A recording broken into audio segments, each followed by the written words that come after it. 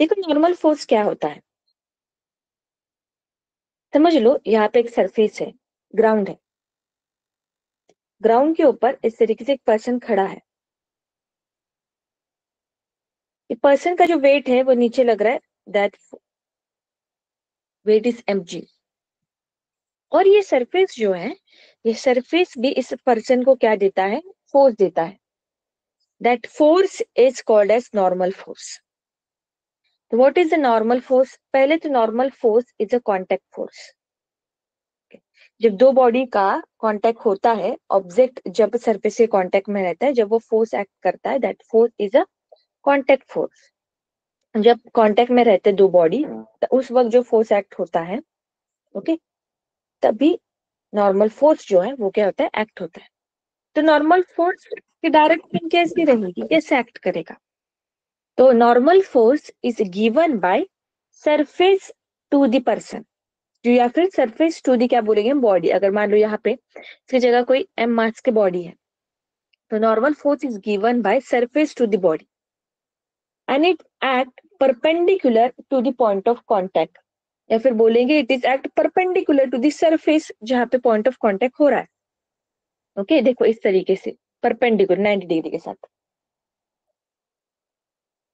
देखो फिर अगर मैंने इस तरीके से अगर डायग्राम ड्रॉ कर ली, ये इंक्लाइन प्लेन है, इसका एंगल कितना है यहाँ पे, थीटा। यहाँ पे हमने क्या रख दिया, मास m। ओके, नॉर्मल फोर्स हो गया। उसके बाद हम बात करेंगे यहाँ पे mg फोर्स की। mg force is the gravitational force given by the gravity. Okay, mg force जो है वो बॉडी के ऊपर लग रहा है, m मास की बॉडी है, उसके ऊपर ग्रेविटी जो फोर्स लगा रही है, वो फोर्स क्या है यहाँ पे, mg फोर्स। ठीक है, अब हमारा जो mg फोर्स है उसकी डायरेक्शन हमेशा कैसे रहती है, अर्थ की सेंटर की तरफ। कैसे रहती है, अर्थ की सेंटर की तरफ हमेशा। तो ऐसे नीचे की तरफ हमारा रहेगा mg फोर्स। यहाँ पे सरफेस कौन सा है, ये वाला सरफेस हो गया, और ये हमारी बॉडी। ओके, इनके बीच का कांटेक्ट क्या है, ऐसे। नॉर्मल फोर्स कैसे एक्ट करेगा, ऑलवेज परपेंडिकुलर टू सरफेस, तो ये रहेगा हमारा नॉर्मल फोर्स। हमें पता होना चाहिए नॉर्मल फोर्स कैसे ड्रॉ करना है, क्योंकि आगे हमें क्वेश्चन में लगेगा, ये बेसिक चीजें इंपॉर्टेंट है। दोबारा देखते हैं, डायग्राम से समझते हैं। जैसे मान लो अगर यहाँ पे इस तरीके का एक बाउल है, तो इसके अंदर ये m मास रखा है, यहाँ पे कुछ ये m मास है, और यहाँ पे कुछ m मास है। ओके, तो इनके ऊपर mg फोर्स कैसे लगेगा, mg फोर्स जो लगेगा वो ऐसे लगेगा, इस तरीके से नीचे mg। इसका भी कैसे लगेगा, mg। इसका भी कैसे लगेगा, यहाँ पे mg लगेगा। पर नॉर्मल फोर्स कैसे लगेगा, इसका नॉर्मल फोर्स लगेगा इस तरीके से, इसका नॉर्मल फोर्स लगेगा इस तरीके से, और ये क्या है, नॉर्मल फोर्स। Okay, perpendicular. आगे बढ़ेंगे, एक और एग्जांपल नॉर्मल फोर्स का देखते हैं। अगर मान लो यहाँ पे एक वॉल है, ये वाला एक वॉल है, और यहाँ पे इस तरीके से एक स्पीयर है। mg फोर्स कैसे लगेगा, मान लो ये स्पीयर, इसका मास क्या है, m है, mg फोर्स लगेगा यहाँ पे नीचे। और नॉर्मल फोर्स कहाँ पे लगेगा, जहाँ पे कांटेक्ट है, यहाँ पे और यहाँ पे। कैसे एक्ट करेगा, इस तरीके से।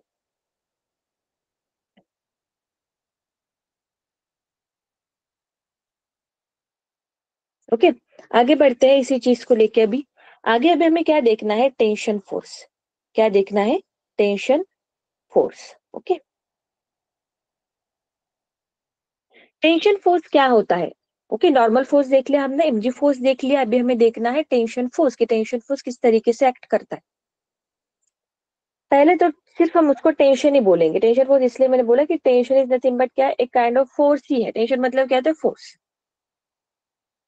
हम देखेंगे यहाँ पे स्ट्रिंग के बारे में, किसके बारे में देख रहे हैं हम लोग यहाँ पे, स्ट्रिंग। देखो यहाँ पे मान लो इस तरीके से एक वॉल है, और यहाँ पे एक स्ट्रिंग लगाई है। स्ट्रिंग कुछ नहीं, ऐसे ही छोड़ दी, ऐसे ऐसे ऐसे छोड़ दी, तो ये स्ट्रिंग ऐसे ही हो जाएगी, ऐसे नॉर्मली ही। कुछ नहीं लगाया, सिर्फ यहाँ पे एक स्ट्रिंग का एंड लगाया, बस ऐसे ही छोड़ दिया। तो इस स्ट्रिंग में टेंशन है क्या, नहीं। इस स्ट्रिंग में टेंशन जो है वो क्या है, यहाँ पे जीरो है। टेंशन मतलब क्या है, उसको अगर नॉर्मल लैंग्वेज में बोलूं कि टेंशन इन द स्ट्रिंग, क्या देख रहे हैं हम लोग यहाँ पे, टेंशन इन दी स्ट्रिंग, मतलब स्ट्रिंग कितनी टाइट है, तनाव कितना है स्ट्रिंग के अंदर, that is the tension in the string. यहाँ पे कुछ है ही नहीं, तो यहाँ पे टेंशन क्या है, जीरो, ऐसे ही छोड़ दिया। पर अगर यहाँ पे मैंने क्या लगा दिया, यहाँ पे एम मास, क्या लगा दिया, यहाँ पे एम मास लगा दिया, ये खींच रहा है इसको यहाँ पे इस तरह, तो इसमें देखो इस तरीके की एक टाइटनेस आ गई, तनाव आ गया, तो इसके अंदर क्या हो गया, टेंशन। टेंशन किसके कारण आता है, उसके कॉज पे अभी हमें नहीं जाना है। ओके, बस यहाँ पे इसको मैंने खींच दिया, तो इसके अंदर जो है वो क्या आ गया, टेंशन आ गया। हमें डायरेक्शन की बात करनी कि टेंशन स्ट्रिंग के अंदर कैसे रहेगा। टेंशन जो है वो स्ट्रिंग हमेशा अपने तरफ लगाती है, खुद की तरफ लगाती है, उसकी डायरेक्शन कैसी रहेगी वो हमें देखना है।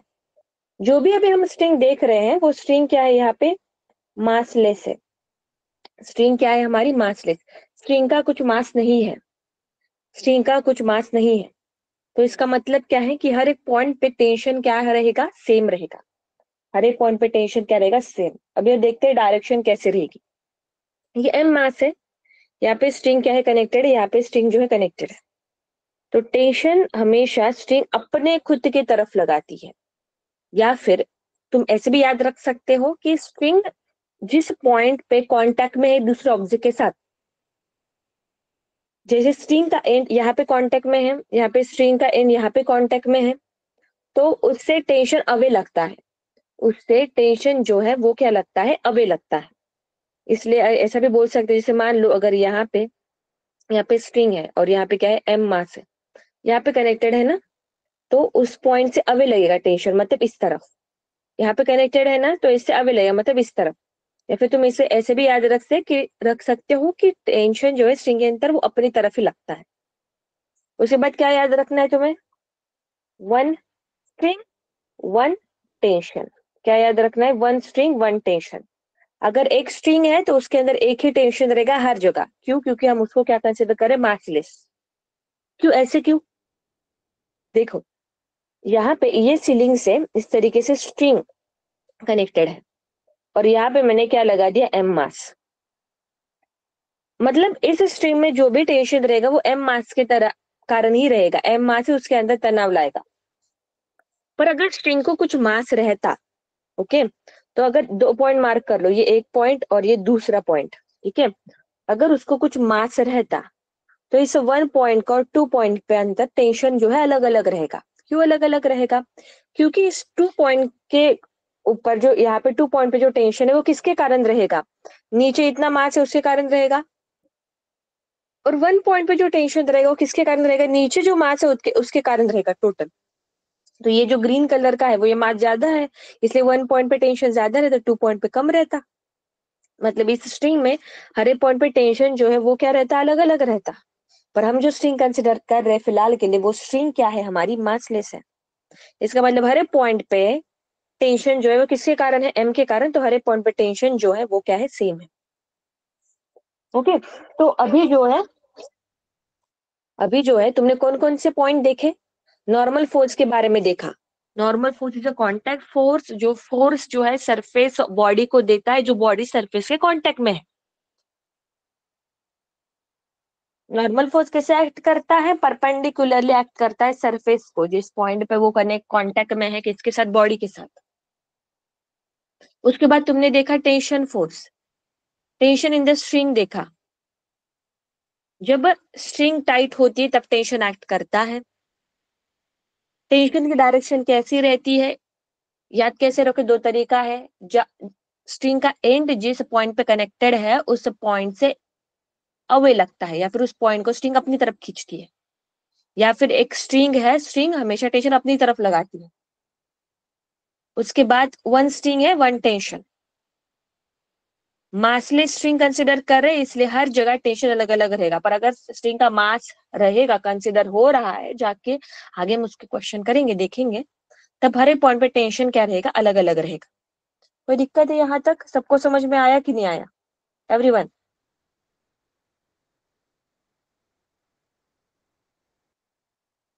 Okay okay, good. बाकी लोग रिएक्ट करो, समझ में आ रहा है कि नहीं आ रहा है?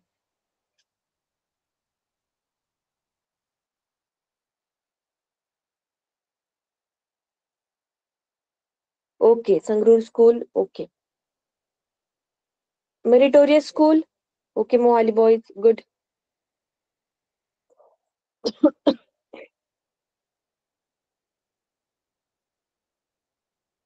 चलो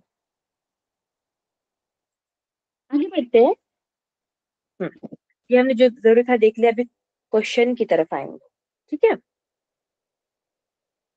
हाँ, उसके पहले एक काम करते हैं, एक्शन रिएक्शन के बारे में देख लेते हैं, नॉर्मल फोर्स कांटेक्ट का।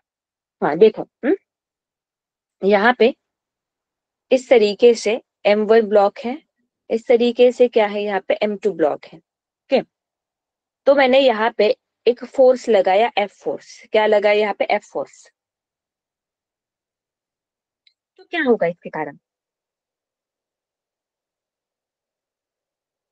ये जो सरफेस है, ये सरफेस है स्मूथ, ओके। आइडियल कंडीशन हम कंसिडर कर रहे हैं। सरफेस स्मूथ का मतलब क्या है? कि यहाँ पे कोई भी फ्रिक्शन नहीं है। स्मूथ सरफेस का मतलब क्या है? कि यहाँ पे फ्रिक्शन जो है वो क्या है? जीरो है। तो इस एम मास को मैंने एफ फोर्स लगाया, तो क्या होगा? साथ में पॉसिबिलिटी कि M2 भी चले, यस, पॉसिबिलिटी M2 भी चलेगा। तो ये जो यहाँ पे कांटेक्ट है दोनों का, ठीक है, दोनों का कांटेक्ट जो है, देखो, एक तो हम फोर्स जो है लगा रहे हैं M1 को, पर हमें क्या दिखाई देता है कि हमारा जो M2 है, M2 भी चलता है, दोनों जो है वो एक ए एक्सेलरेशन में साथ में चलते हैं। चलता है, M2 को तो हम फोर्स नहीं लगा रहे, पर M2 तो चल रहा है, तो किसके कारण चलता है? तो उनके बीच में जो कांटेक्ट फोर्स है, उस कांटेक्ट फोर्स के कारण चलता है, ठीक है। तो कांटेक्ट फोर्स कितना क्या रहता है वो भी देखेंगे। उसके पहले मैं देख बता रही हूँ तुम लोग को FBD, क्या ड्रॉ करना बता रही हूँ, FBD। FBD मतलब क्या है? Free body diagram, okay. Free body diagram हमें ड्रॉ करते आनी चाहिए। What is mean by free body diagram? पहले तो देखो, सिस्टम है, सिस्टम के अंदर दो से ज्यादा क्या रहते हैं? बॉडीज है। यहाँ पे सिस्टम में देखें तो सिस्टम में कितने बॉडीज है? दो बॉडीज है, एक M1 और M2 है। फ्री बॉडी डायग्राम का मतलब है अगर दो से ज्यादा बॉडीज है तो हम क्या करेंगे अभी यहाँ पे, कि उन बॉडी को क्या कर लिया हमने? अलग अलग ड्रॉ कर लिया, उनको क्या कर लिया? अलग अलग ड्रॉ कर लिया। देखो यहाँ पे M1 ड्रॉ कर लिया, यहाँ पे मैंने क्या ड्रॉ कर लिया? M2। तो उन बॉडी के ऊपर लगने वाले जो फोर्सेस है वो अभी उसके ऊपर हम क्या करेंगे? ड्रॉ करेंगे। उस बॉडी के ऊपर लगने वाले फोर्स, देखो दो फोर्सेस होते हैं। एक, यहाँ पे इस केस में हम दो फोर्सेस के बारे में देख रहे हैं। एक तो बॉडी लगाती है और दूसरा बॉडी के ऊपर फोर्सेस लगते हैं। मतलब क्या है इस चीज का? अगर देखा जाए F जो है वो M1 के ऊपर लग रहा है, तो M1 जो है M2 को धक्का मारेगा, that is the force on two due to one, okay, बीच में, इनके बीच में। और जो हमारा M2 है, M2 भी M1 के ऊपर लगाएगा ना, अभी action reaction, that is the force on one due to two, okay. तो यहाँ पे जो F21 है, that is the force by M1 on M2। और what is F12? This is the force on one due to two. समझ में ये चीज है? तो फ्री बॉडी डायग्राम में हमें वही ड्रॉ करने हैं जो बॉडी के ऊपर लग रहे हैं, okay. Draw the forces, draw the forces which acting on the body, जो बॉडी के ऊपर लग रहे हैं। चलो ड्रॉ करें M1 के ऊपर। देखो इस डायरेक्शन में मैंने क्या, इस डायरेक्शन में क्या लग रहा है? F, okay. उसके बाद इसके ऊपर जो लग रहा है that is F21 for, sorry F12 force on one due to two. उसके बाद क्या लगेगा यहाँ पे? M1G। उसके बाद क्या लगेगा यहाँ पे? Normal, okay. ये देगा ना नॉर्मल, इसको देगा ना नॉर्मल, इसको हम बोलेंगे N1। देखो, mg फोर्स और नॉर्मल फोर्स दोनों बॉडी को लगता है, इतना याद रखना, क्योंकि नॉर्मल फोर्स सरफेस बॉडी को देता है और mg फोर्स जो है वो ग्रेविटी बॉडी को देती है। तो mg और नॉर्मल दोनों के दोनों जो फोर्सेस है वो किसको लगते हैं? बॉडी को ही लगते हैं, ओके। भले उनकी डायरेक्शन अपोजिट दिख रही है हमें, पर दोनों के दोनों फोर्सेस कैसे लगते हैं? बॉडी को लगते हैं। हमें लगता है कि mg फोर्स जो है सरफेस को लग रहा है, नहीं नहीं, mg फोर्स बॉडी को ही लग रहा है, क्योंकि वो फोर्स कौन लगा रहा है? अर्थ लगा रहा है, ओके। आगे देखते हैं फिर M2 का कैसे निकलेगा। देखो नीचे रहेगा M2G, ऊपर नॉर्मल रहेगा, नॉर्मल फोर्स कुछ N2, और इस डायरेक्शन में क्या रहेगा, F21, that is the force on two due to 1। अभी ये जो दोनों फोर्सेस है, ये वाले दोनों फोर्सेस, इनका मैग्नीट्यूड क्या रहेगा, सेम ही रहेगा, डायरेक्शन भी क्या रहेगी, डायरेक्शन जो है वो क्या रहेगी, अपोजिट रहेगी। F12 इक्वल टू क्या हो गया, F21, डायरेक्शन अपोजिट है पर मैग्नीट्यूड क्या रहेगा, सेम रहेगा। इसे बोला जाता है फ्री बॉडी डायग्राम। ओके, समझ में ये चीजें, हाँ या ना? Okay good. ओके आगे बढ़ते हैं, चलो यहाँ पे क्या दिया है, इस तरीके से एक ब्लॉक यहाँ पे M1, यहाँ पे ब्लॉक M2 है, और यहाँ पे ब्लॉक क्या है, यहाँ पे M3। और हमने क्या लगाया है, फोर्स लगाया है, फोर्स लगाया है यहाँ पे एफ फोर्स जो यहाँ पे लगाया, एफ फोर्स।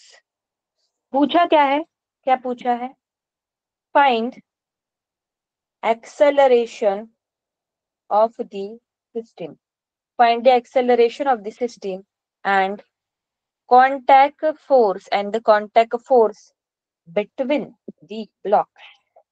ये जो ब्लॉक है उनके बीच का कांटेक्ट फोर्स, इनके बीच का कांटेक्ट फोर्स मतलब ये इनके बीच का फोर्स जो है हमें क्या करना है, फाइंड आउट करना है। देखते हैं, समझते हैं कैसे सॉल्व करेंगे। देखो इस पूरे इसमें, ओके सॉल्यूशन अभी हम फाइंड आउट करेंगे।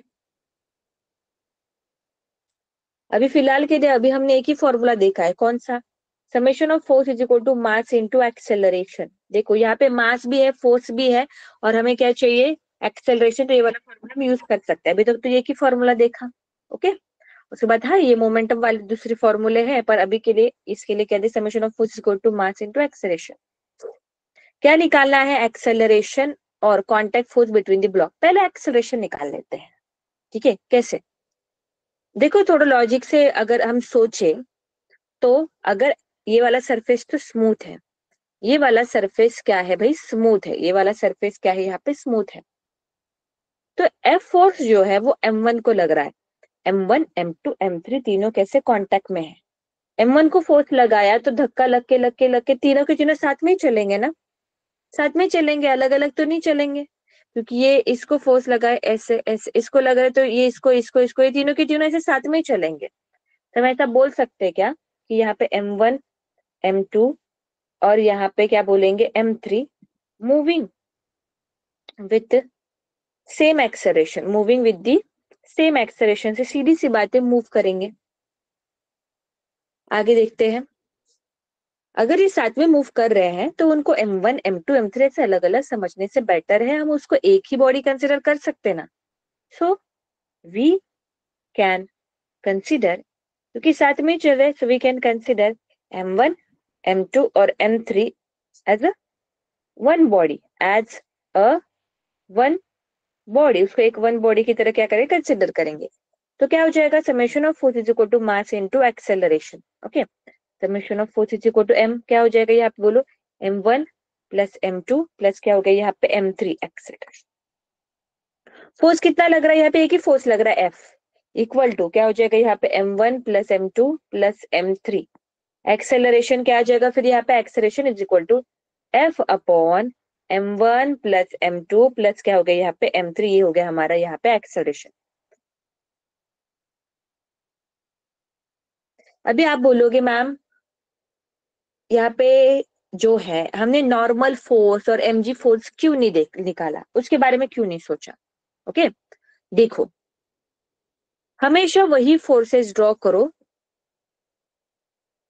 या फिर वही फोर्सेस कंसीडर करो जिस डायरेक्शन में मोशन हो रही है। मोशन किस डायरेक्शन में हो गया, एक्सेलरेशन इस तरफ रहेगा ना, ठीक है, तो यहाँ पे कौन से फोर्सेस लोगे, forces in the direction of, forces in the direction of motion. Okay, या फिर जिस फोर्सेस के कारण मोशन हो रही है उसी फोर्सेस को हम ड्रॉ करेंगे। लॉजिकल सी बात है, देखो मैं समझाती हूँ कैसे।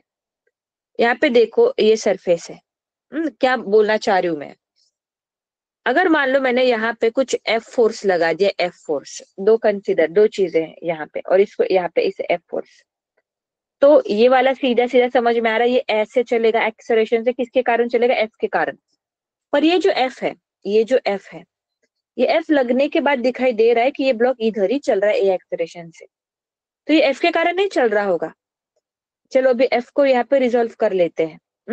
मान लो एफ का एक कंपोनेंट ऐसा रहेगा, एफ का कंपोनेंट ऐसा रहेगा। मान लो ये कुछ एंगल दिया है यहाँ पे थीटा, तो ये वाला एंगल थीटा, तो ये क्या हो जाएगा एफ कॉस थीटा, ये हो जाएगा यहाँ पे एफ साइन थीटा। ये इस डायरेक्शन में चल रहा है, ये ब्लॉक इस डायरेक्शन में, तो ये इस डायरेक्शन में इस एफ के कारण चल रहा होगा क्या? नहीं, एफ के कंपोनेंट के कारण चल रहा होगा। किसके कारण? F cos theta.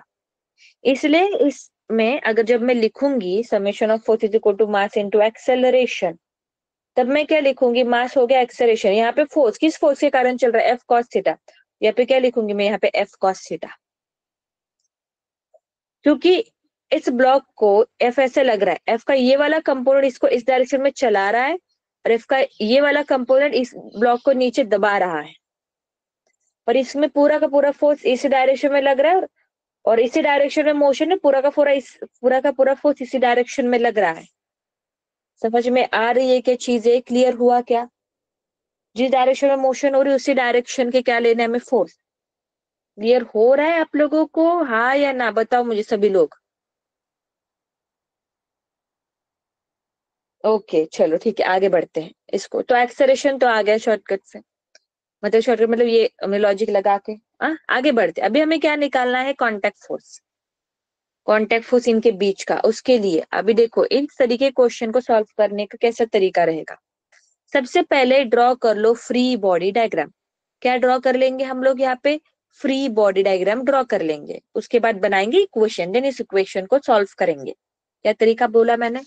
Free body diagram, equation, then उसको सॉल्व करेंगे। पहले फ्री बॉडी डायग्राम तो बना लेते हैं।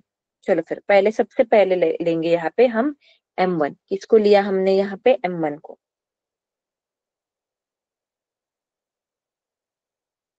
M1 के एफबीडी बनाएंगे। M1 के ऊपर फोर्स कैसे लग रहे हैं देखो यहाँ पे। ओके, इस डायरेक्शन में क्या लग रहा है? F। उसके बाद इस डायरेक्शन में क्या लग रहा होगा उसको हम बोलेंगे यहाँ पे कांटेक्ट फोर्स है ना, तो उस कांटेक्ट फोर्स को चलो मान लो मैं F1 से डिनोट कर रही हूँ। एक्सलेशन की डायरेक्शन क्या है? इस तरीके से। What is F1? यहाँ पे F1 क्या है? देखो इनके बीच में एक कांटेक्ट फोर्स रहेगा M1 और M2 के बीच में, और M2 और M3 के बीच में एक कांटेक्ट फोर्स रहेगा। M1 और M2 के बीच में कांटेक्ट फोर्स रहेगा, और M2 और M3 के बीच में कांटेक्ट फोर्स रहेगा। M1 और M2 के बीच में जो कांटेक्ट फोर्स है equal and opposite magnitude same रहेगा। M1 के ऊपर जो लगेगा वही वही M2 के ऊपर लगेगा। तो यहाँ पे बोलेंगे contact force M1 and M2, क्या बोला मैंने? क्या नाम दिया उसको? F1 नाम दे दिया। उसके बाद हम क्या बोलेंगे? कांटेक्ट फोर्स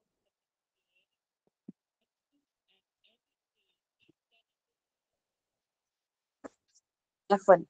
देखो M1 जो है, M2 जो है M1 के ऊपर लगा, उसकी डायरेक्शन इस तरफ रहेगी। किसके ड्रॉ करें अभी? M3 के ड्रॉ करें, M2 के ड्रॉ करें। M2 के लिए कैसे रहेगा? इस डायरेक्शन में क्या लेगा? F1।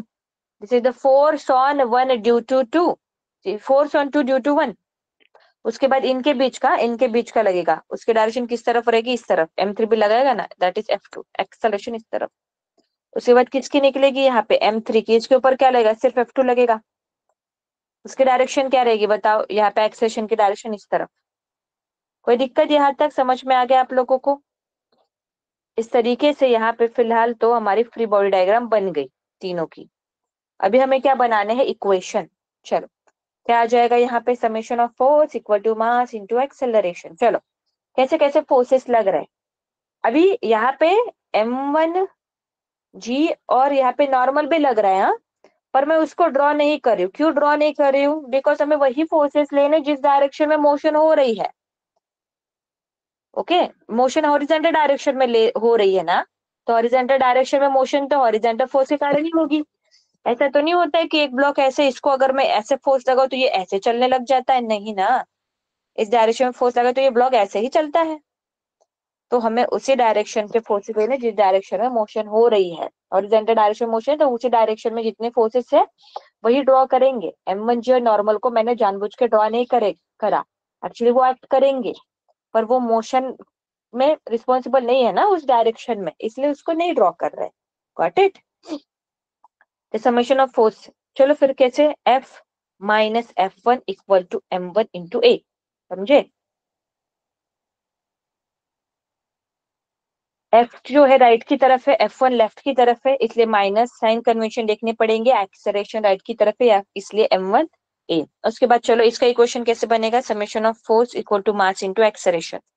F1 minus F2 equal to क्या हो जाएगा, m2 इंटू a हो जाएगा।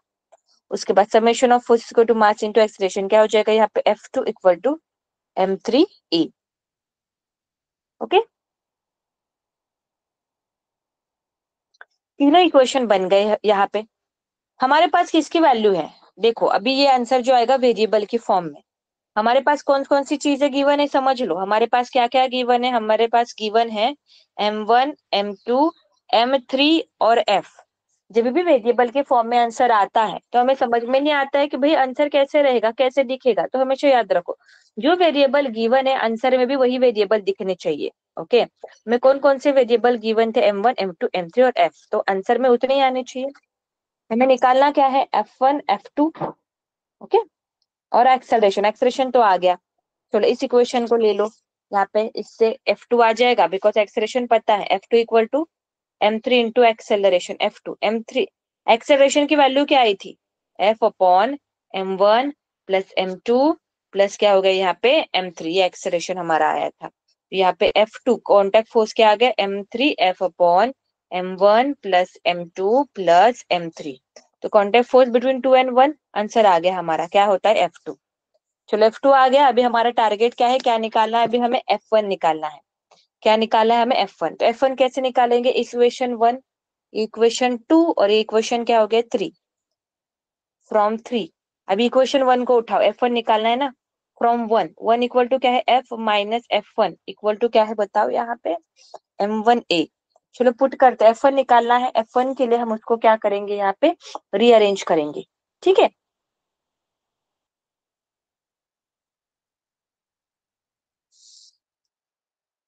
F माइनस क्या हो जाएगा m1a इक्वल टू क्या हो जाएगा यहाँ पे F1।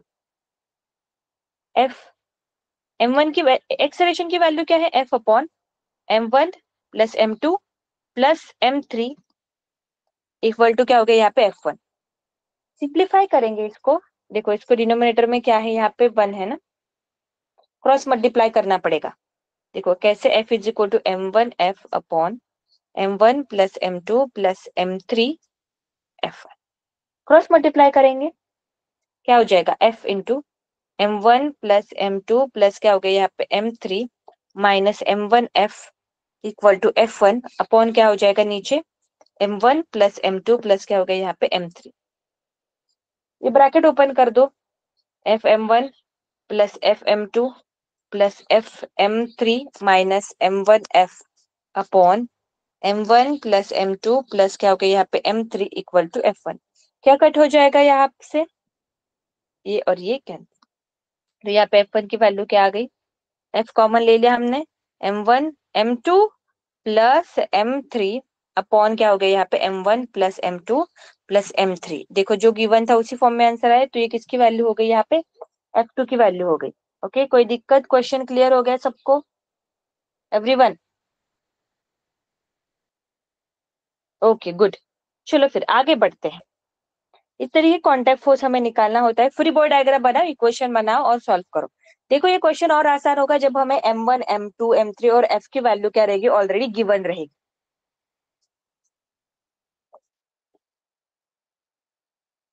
आगे बात कर रहे हैं अभी हम लोग पुली के बारे में, ठीक है, पुली के बारे में देख रही हूँ। इसके एमबीडी ड्रॉ करना मैं सिखाऊंगी अभी पुली का, पुली की सिस्टम कैसी है।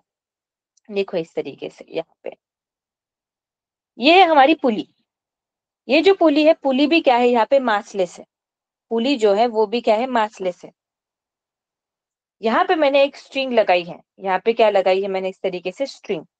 ओके, और यहाँ पे नीचे मैंने क्या लगाया m1 मास, और यहाँ पे भी क्या लगाया मैंने यहाँ पे m2 मास। Got it. तो कितनी स्ट्रिंग है, यहाँ पे एक ही स्ट्रिंग है। एक स्ट्रिंग है तो क्या रहेगा, एक ही टेंशन रहेगा, वन स्ट्रिंग वन टेंशन। तो टेंशन कैसे एक्ट करेगा, पहले टेंशन देख लेते हैं। ये पुली जो है मासलेस है, पुली हमारी मासलेस है, उसके ऊपर स्ट्रिंग डाली, वो स्ट्रिंग भी मासलेस है। पहले तो टेंशन कैसे एक्ट करेगा, पहले तो कितने टेंशन रहेंगे वो फिगर आउट करते हैं। कितने टेंशन रहेंगे? यहाँ पे दो ही टेंशन, और यहाँ पे एक ही टेंशन रहेगा। क्यों? बिकॉज एक ही स्ट्रिंग है, ये जो है इस तरीके से, ये पूरी जो है इस तरीके से, ये एक ही क्या है, हमारी स्ट्रिंग है। तो एक स्ट्रिंग एक टेंशन। आगे बढ़ेंगे। टेंशन कैसे रहता है? स्ट्रिंग के अपनी तरफ लगाती है, यहाँ पे जो पॉइंट है, या फिर ऐसे बोलेंगे जो पॉइंट है उससे अवे लगाती है, तो यहाँ पे टेंशन रहेगा, यहाँ पे क्या रहेगा, टेंशन। उसके बाद कौन सा फोर्स रहेगा? यहाँ पे M1G फोर्स रहेगा, ग्रेविटेशन फोर्स। और नीचे क्या रहेगा? यहाँ पे M2G फोर्स। अगर मैं बोल दूं M2 is greater than M1, तो सीधी सी बात है, ये सिस्टम जो है वो ऐसे घूमेगी, ऐसे। वैसे लटका तो नहीं रहेगा ना, M2 ज्यादा M1 से, तो ऐसे घूमेगी। इसका मतलब इस डायरेक्शन में इसका एक्सेलरेशन, और ये नीचे जाएगा M2, तो M1 ऊपर आएगा, ये इसका एक्सेलरेशन। तो हम एक्सेलरेशन कैसे निकालेंगे? इसकी एफबीडी बनाएंगे, इसकी एफबीडी बनाएंगे, यहाँ पे ही बन गई। उसके इक्वेशन बनाएंगे, summation of force equal to mass into acceleration. इसका एफबीडी कैसे बनेगी? टी। इसका इक्वेशन कैसे बनेगा? T minus M2G equal to M2 minus a रहेगा, क्योंकि एक्सेलरेशन नीचे की तरफ है इसलिए माइनस, M2G नीचे इसलिए माइनस, टेंशन ऊपर है। इसके लिए इक्वेशन कैसे बनेगा? Summation of force is equal to mass into acceleration. T minus M1G equal to क्या हो जाएगा? यहाँ पे M1। समझ में एक चीज है, इस तरीके से लगेगा। तो ये दोनों इक्वेशन बन गए ना, तो दोनों इक्वेशन की हेल्प से हम एक्सेलरेशन और टेंशन जो है वो आराम से निकाल सकते हैं। आगे तो मैथमेटिक्स का पार्ट है कि इक्वेशन दोनों बन गए, रीअरेंजमेंट करके हम जो है वो एक्सेलरेशन और टेंशन जो है वो क्या कर लेंगे, निकाल लेंगे। आगे बढ़ेंगे। समझ में आ गया होगा आपको पुली का। एक और देखेंगे यहाँ पे किस तरीके के क्वेश्चन पूछे जाते हैं। यहाँ पे M1 मास स्ट्रिंग लगाई है, यहाँ पे M2, उसके बाद यहाँ पे क्या है, M3, और मैंने जो फोर्स है वो किसको लगाया है? यहाँ पे MF को। क्या क्या निकालने को बोला है? उन्होंने बोला है टेंशन निकालो, टेंशन इन द स्ट्रिंग निकालो, उसके बाद क्या निकालो बेटा? एक्सेलरेशन निकालने को बोला है सिस्टम का। एक्सेलरेशन कैसे निकालेंगे? पहले तो स्ट्रिंग जो है, पहले जो है, जो स्ट्रिंग जो है, स्ट्रिंग मासलेस है, एक तो सभी के सभी कनेक्टेड है, तो लॉजिकली देखा जाए तो सभी साथ में ही चलेंगे। ए एक्सेलरेशन से सरफेस जो है हमारा क्या है, स्मूथ है, सरफेस हमारा स्मूथ है, एक्सेलरेशन से, ए एक्सेलरेशन से चलेंगे, कनेक्टेड है। तो M1 M2 M3 को अलग अलग कंसीडर करने की वजह हम एक ही कंसीडर कर सकते हैं। अभी आप लोग बोलोगे मैम बीच में तो स्ट्रिंग भी आ रही है, पर स्ट्रिंग तो मासलेस है ना, तो उसका मास ऐड करने की जरूरत नहीं है। तो कैसे निकलेगा? F is equal to mass into acceleration. F force लग रहा है, M1 प्लस M2 प्लस क्या हो गया यहाँ पे M3 एक्सेलरेशन। तो एक्सेलरेशन आ गया हमारा यहाँ पे, acceleration is equal to F upon M1 plus M2 plus क्या हो गया यहाँ पे M3। इस तरीके से एक्सेलरेशन आ गया। तो टेंशन भी निकाल सकते हैं कैसे? यहाँ पे देखो, इनके बीच में जो टेंशन रहेगा, वन स्ट्रिंग वन टेंशन, यहाँ पे दो स्ट्रिंग है, दो टेंशन रहेगा। लेट्स से स्ट्रिंग 1 है, स्ट्रिंग 2 है, तो इनके बीच का टेंशन T1, इसकी डायरेक्शन इस तरफ, इसका T1 इसकी इस तरफ, इसका T2 ये इसके अंदर T2। तो इनका, इनकी एफबीडी बनाओ, इसकी एफबीडी बन गई, इसकी एफबीडी बन गई। तीनों की इक्वेशन बना के हम T1 एंड T2 जो है वो क्या कर सकते हैं, फाइंड आउट हम लोग कर सकते हैं। कोई दिक्कत है यहाँ तक? आपको समझ में आया क्या आज का सेशन? आराम से हर चीज समझ में आई ना? ऐसा तो नहीं है ना फास्ट हो रहा है, समझ में नहीं आ रहा है? ओके, मैं हर एक चीज एक्सप्लेन करूँ, बता रही हूँ कि हाँ ये इस तरीके से, कोई दिक्कत नहीं है। समझ गए आप लोग? एवरीवन, सब लोग बताएंगे। अपना कैमरा ऑन करो तो आप लोग।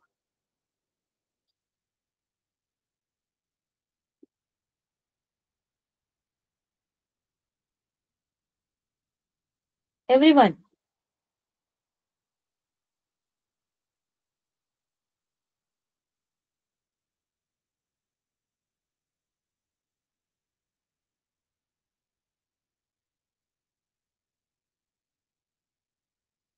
ओके, ठीक है, ओके गुड। ठीक है, समझ में आ गया आपको MS तलवारा स्कूल? ओके गर्ल्स, ओके, ठीक है गुड। कैमरा ऑन रखा करिए, ठीक है, अच्छे से, ओके। चलो फिर नेक्स्ट लेक्चर में मिलते हैं, इसी के ऊपर क्वेश्चंस करेंगे सभी हम लोग। थोड़ा रिवाइज करके आना आप लोग इस चैप्टर को, तो फिर अच्छा रहेगा कि हम प्रीवियस ईयर क्वेश्चंस जो है या फिर इसके ऊपर एडिशनल क्वेश्चन, एडिशनल टॉपिक जो है हम कर पाए। ओके, ठीक है, थैंक यू।